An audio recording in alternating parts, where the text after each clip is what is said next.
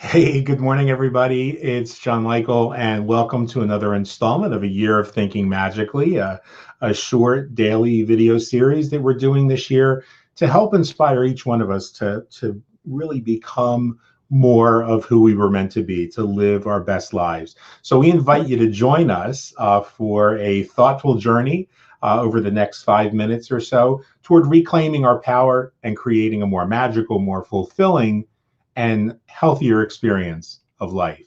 And of course, we thank you for liking and subscribing and sharing the videos that we put out every day with those that you think might vibe with us. So let's go ahead and dive in. You know, one of my mentors, and certainly a figure who has had a very profound impact on my worldview and a profound impact on my way of living and moving through life, is the great Alan Watts. I felt a lot of just resonance with him, being both a practitioner of esoteric and Zen Buddhism, as well as being a clergyman, member of the priesthood, and just a practitioner of the metaphysical. And Watts reminds us that no amount of anxiety is ever going to make a difference to anything that's going to happen. So when we're feeling anxiety, and I happen to be somebody who's prone to that, it's really helpful, really useful for us to remember that the anxiety isn't going to change the outcome. So what's the secret to living a life that remains balanced and manifests joy? Well, we're going to talk about that in today's broadcast right after this.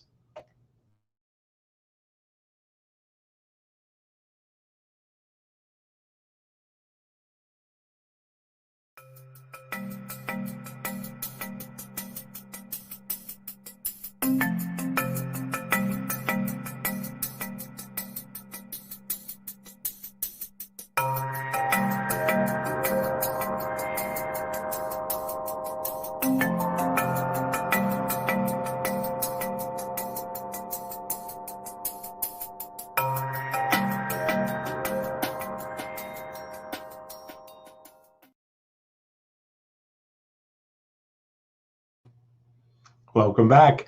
You know, we're all going to experience anxiety at times, from the person who just low key gets on your nerves, to the person who cuts you off in traffic, or maybe the conditions and situations that stress us out, that have nothing to do with people, just situations.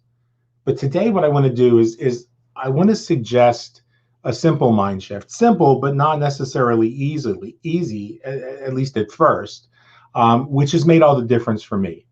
You see, so much of our time is either spent worrying about making an impression, as I said a couple of days back, rather than making a difference, or we get caught up in a cycle of anxiety over things that are outside of our control. As practitioners of the craft, the only thing we do outside of those neo-pagan traditions that blended religion with our ancient practice, the only thing we do in the craft is work with energy, period.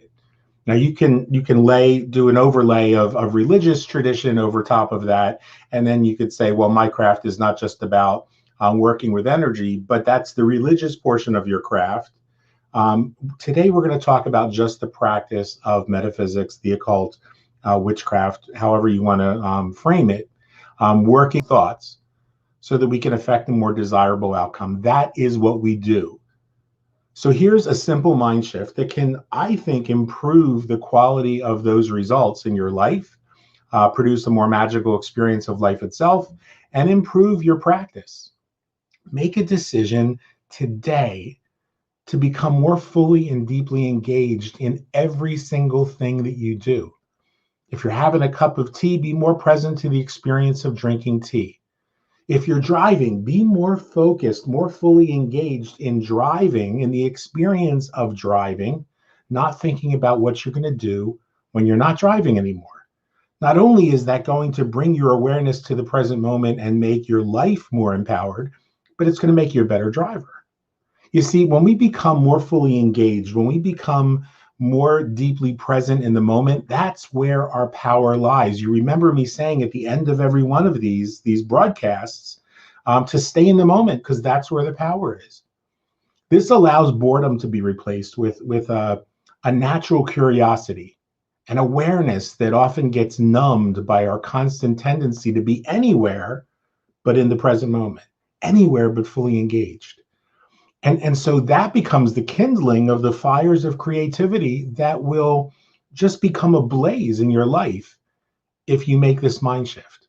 Watts would tell us, or would tell his students, that just as the wave is still part of the ocean, so too are we still part of the continuous flow of life. You can't separate the wave from the ocean, neither can you separate us from the flow. So he taught me that there was great power in deciding to stop seeing life as a sequence of unattached events and to begin living in the vibrant sequence of limitless potentiality of the now. And when I started to do that, my practice improved, my spirituality improved, my relationships improved, even my finances improved. So, what about it? What about you? Are you willing to make that shift today? Just an experiment for 24 hours to become more fully engaged in whatever it is you're doing in this moment. What would happen if you brought your awareness to what you were doing in a richer, fuller, more vibrant way? I hope you've been finding these sessions useful. And I want to remind everybody that if you do find these useful, if you do find benefit in what we're doing, you can join me and a community of other practitioners, faculty, and staff at our Inner Alchemy collective community. For more information, you could just go ahead and check out the website below. It is a community where a group of faculty come together every single month to provide the members of that collective with each one of them with an individual class that they can take at any time during the month. These are all on demand.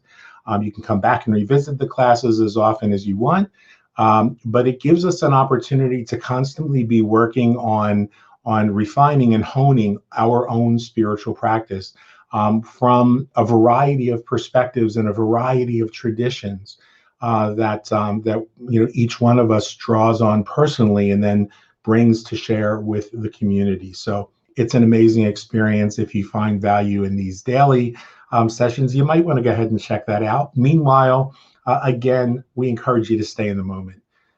Consider taking today's mind shift. I promise you it will at least be an eye-opener for you, if not something that you make part of your daily experience.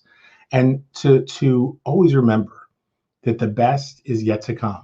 We'll look forward to seeing you tomorrow. And I hope to hear in the comments from some of you, maybe tomorrow, you come back here today and tell me what it was like to be more fully engaged in the present moment. We look forward to talking to you guys soon. Have a great one.